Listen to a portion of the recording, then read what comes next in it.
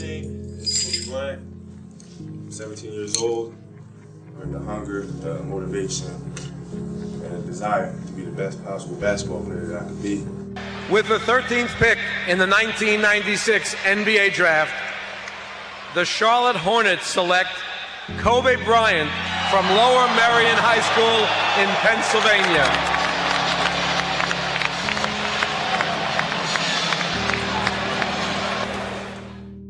I had a purpose. I wanted to be one of the best basketball players to ever play. And anything else that was outside of that lane, I didn't have time for. I made that deal with myself at 13 years old. So everything I saw, whether it was TV shows, whether it was books I read, people I talked to, everything was done to try to learn how to become a better basketball player. Everything. And so when you have that point of view, then literally the world becomes your library to help you to become better at your craft. So at 13 years old, I had a I had a kill list. And so, you know, they used to do these rankings. It was Street and Smith basketball rankings. And I was nowhere to be found because I was like 6'4", scrawny, like 160 pounds soaking wet. So I was like 57 on the list.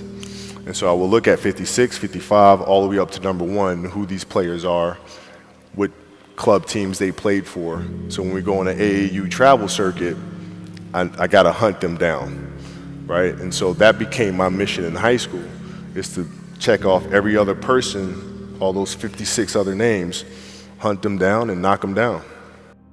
You know, you got to look at the reality of the situation. You know, like for me, it's not, you know, you kind of got to get over yourself. Like, it's not about you, man. Like, okay, you feel embarrassed. You're not that important. Like, get over yourself. That's where you go. Get over yourself, right? Like, you're worried about how people may perceive you, and like you're walking around and it's embarrassing because you shot 5 air balls. Get over yourself, right? And then after that, it's okay, well, why did those air balls happen? Got it. High school, year before, we played 35 games, max, right? Week in between, spaced out. Plenty of time to rest. In the NBA, it's back to back to back to back to back to back to back. I didn't have the legs. So you look at the shot, every shot was online. Every shot was online, but every shot was short. Right? I got to get stronger. I got to train differently. The weight training program that I'm doing, I got to tailor it for an 82-game season so that when the playoffs come around, my legs are stronger and that ball gets there. So I look at it with rationale. Say, okay, well, the reason why I shot air balls is because my legs aren't there. I go, well, next year they'll be there. That was it. Done. So many guys tell stories about your work ethic. Yeah. What was really your work ethic like, and for how long did you stay disciplined? Well, I mean, every day. I mean, since for 20 years. It was an everyday process and trying to figure out strengths and weaknesses. For example, jumping ability. Man, my vertical was a 40, it wasn't a 46 or a 45. My hands are big, but they're not massive, right? So you got to figure out ways to strengthen them so your hands are strong enough to be able to palm a ball and do the things that you need to do. Quickness, I was quick, but not insanely quick. I was fast, but not ridiculously fast, right? So I had to rely on skill a lot more. I had to rely on angles a lot more. I had to study the game a lot more. And but I enjoyed it though. So like from the time I can remember when I started watching the game, I studied the game, and it just never changed. Technical question here. Let's see how you can answer this. Who would Shaq be if he had your work ethic? He'd be the greatest of all time. If Shaq had your work ethic, he'd be the greatest of all time. Greatest of all time by a mile. Sure. He'd be the first to tell you that, for sure. I mean, this guy was a force like I have never seen. I mean, it was crazy. You know, a guy at that size, generally guys at that size are a little timid and they don't want to be tall. They don't want to be big. Man, this dude he did not care. He was mean. He was nasty. He was competitive. He was vindictive. I mean, I wish he was in the gym. I would have had fucking 12 rings. What is the conversational life like with your wife and kids to say, listen, this is what I'm doing? How did that conversation go? Well, with the kids, it's different. So like the communication with our children is that Pops is working hard. this is the level of attention to detail you need to have in everything you do. So it's setting the example. Same thing with my wife. My wife's a stay-at-home wife. It's the hardest job, man. Right? So she works really hard at that. I mean, it's, and so her attention to detail with that as well are examples for our children. And then for my wife, it's, she's as competitive as I am. So she's like, listen, man, if you're going to be out here training 8 hours a day, if you're going to spend 9 months out of the year away from your family, you better fucking win the championship. But it's a balancing act. And that's the thing that's important, is understanding that we have to have so much energy. Because for like Natalia and Gianna when they were babies, especially Natalia because they're doing prime years, and I go to practice and I'd train and I'd play the game and I'd come home and I'd be sore and I'd be tired. And she wants to go swimming, she wants me to take her to the park, she wants to just jump on my back or whatever the case may be. You can't say, I'm too tired, I'm going to lay down. That's not fair. She doesn't know what the hell's going on, right? And if this was a game, you'd suck it up and play. I play games with the flu. I play games with 102-degree fever, man. Powerful. You can't do that. That is so powerful, right? Man. You got to be on, man. No sleep. Is there a story where it's like, no one knows about, where you went and played a game and it was so insane for whatever reasons? No sleep. You played a game with zero sleep. Zero sleep.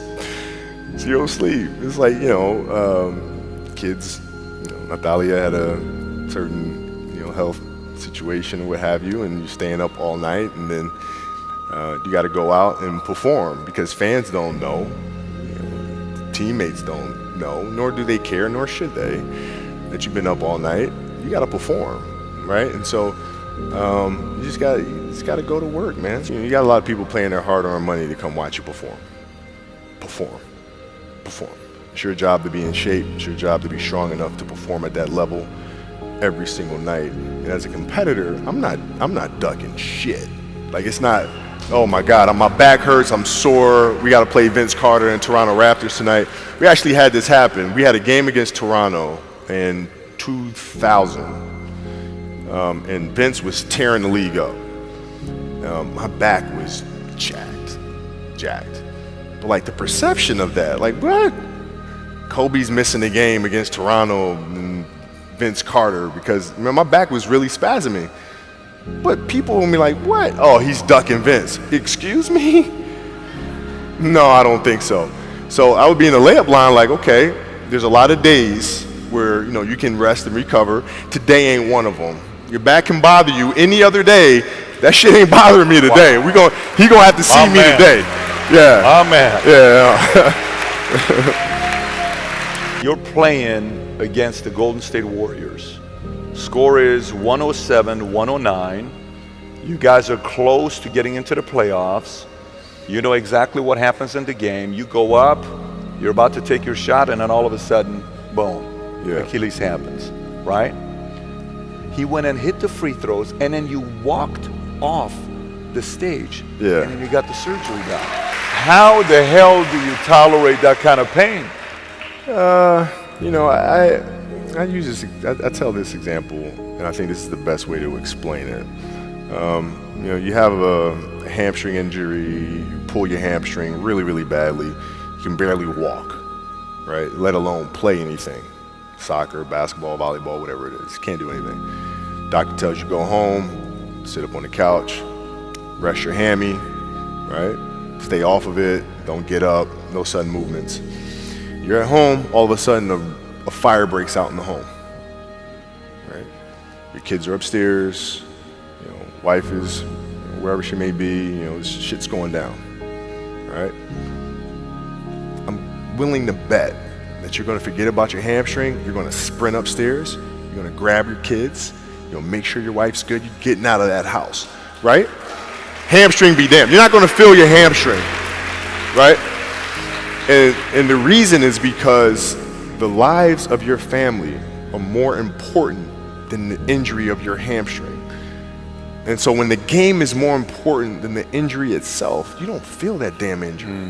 Not at that time. I went in the trainer's room, my kids are in there, and they're looking at you and stuff, and I'm looking at them, and I'm like, it's all right, Dad's gonna be all right. It'll be fine. It'll be all right. It'll be all right. It'll be all right. As a parent, you gotta set the example You got to set the example. This is another obstacle. This obstacle cannot define me. It's not going to cripple me. It's not going to be responsible for me stepping away for the game that I love. I'm going to step away on my own terms. And that's when the decision was made that, you know what, I'm doing it. I'm doing it. As parents, you got to lead by example. If you want your kids to do whatever it is they want to accomplish in life, you have to show them. You can't. You got to show them. And that's what I tried to do.